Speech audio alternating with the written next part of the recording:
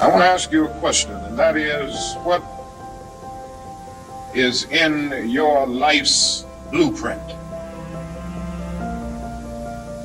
This is the most important and crucial period of your lives, for what you do now and what you decide now at this age may well determine which way your life shall go.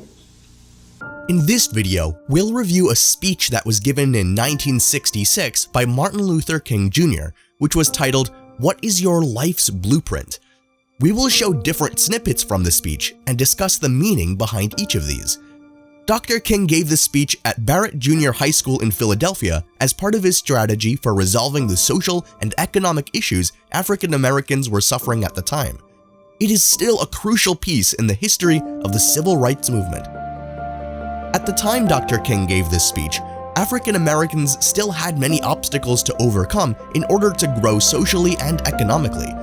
Although racial discrimination in employment, voting, and public accommodations were illegal by the Civil Rights Act of 1964, many African Americans continued to experience violence and discrimination on a daily basis. The goal of the speech was to present a concise, doable strategy for overcoming these obstacles and moving forward. Whenever a building is constructed, you usually have an architect who draws a blueprint. And that blueprint serves as the pattern, as the guide. And a building is not well erected without a good, sound, and solid blueprint. Now, each of you is in the process of building the structure of your lives.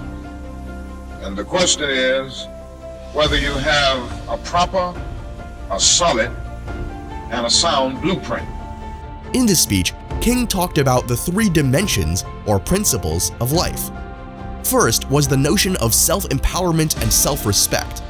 King maintained that people must first believe in themselves and their own values in order to succeed and find joy in life. He said, Number one in your life's blueprint should be a deep belief in your own dignity, your own worth, and your own somebodyness. Don't allow anybody to make you feel that you are nobody. Always feel that you count. Always feel that you have worth. And always feel that your life has ultimate significance. It was an urge for African Americans to reject the idea that they were less than peoples of other races and to embrace their own worth and dignity as people.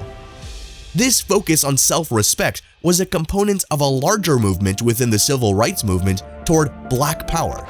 Stokely Carmichael, an activist, invented the term Black Power in 1966 to underline the value of self-determination and self-respect for African Americans. As a part of this larger movement, King's emphasis on self-respect and empowerment served to refocus the civil rights movement on a more radical and revolutionary approach. The second principle of what people should have in their life's blueprint is the determination to achieve excellence in their field of endeavor. King highlighted that everyone should try to be the greatest at what they do and that obtaining success and reaching one's full potential depend heavily on this commitment to excellence. King believed that striving to be better was a way to improve society for everyone, not just for oneself. In his speech, King said, "It falls your lot to be a street sweeper. Sweep streets like Michelangelo painted pictures. Sweep streets like Beethoven composed music. Sweep streets like Leontine Price sings before the Metropolitan Opera. Sweep streets like Shakespeare wrote poetry. Sweep streets so well that all the host of heaven and earth will have to pause and say, here lived a great street sweeper who swept his job well." This phrase demonstrates King's conviction that every job, no matter how menial, can be accomplished to the highest standard to make a significant contribution to society. Even though he was aware that not everyone would have access to the same opportunities or resources, King believed that everyone had the potential to succeed in their own manner. The pursuit of greatness was about improving society as much as one's own personal success. According to King, achieving greatness in one's work may motivate others and advance society.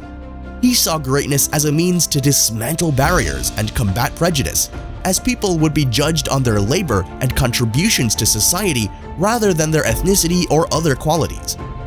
The third point to creating a life blueprint was a commitment to the eternal principles of beauty, love, and justice.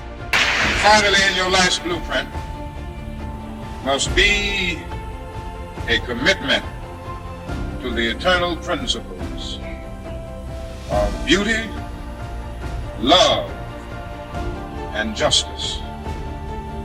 Don't allow anybody to pull you so low as to make you hate them. However young you are, you have a responsibility to seek to make your nation a better nation in which to live. You have a responsibility to seek to make life better for everybody. He underlined the importance of these values in establishing a just and equitable society and the need for them to be at the forefront of their lives.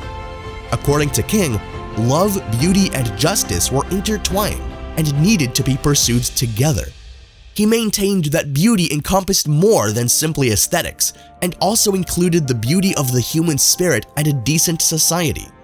For King, love was more than just a feeling. It was a way of life that prioritized empathy and understanding. In addition, King believed that the pursuit of justice required people to struggle against opposition. At this time in his speech, King stressed his promotion of nonviolence in the pursuit of civil rights. He held that using violence was not only immoral, but it was also ineffective because it merely served to maintain the exact oppressive systems that the civil rights movement was working to abolish. He claimed that nonviolent resistance was a strong tool for social change, as it enabled people to stand up for their rights while also appealing to the conscience of those who were oppressing them. His closing remarks were that we should keep moving no matter what. He urged everyone to continue moving forward. He said, "And with a powerful commitment, I believe that we can transform dark yesterdays of injustice into bright tomorrows of justice and humanity. Let us keep going toward the goal of selfhood, toward the realization of the dream of brotherhood, and toward the realization of the dream of understanding goodwill. Let nobody stop us." Life is going to have many challenges, but we must stay strong and soldier on. In his words, he said, "If you can't run, walk. If you can't walk, crawl, but by all means, keep moving."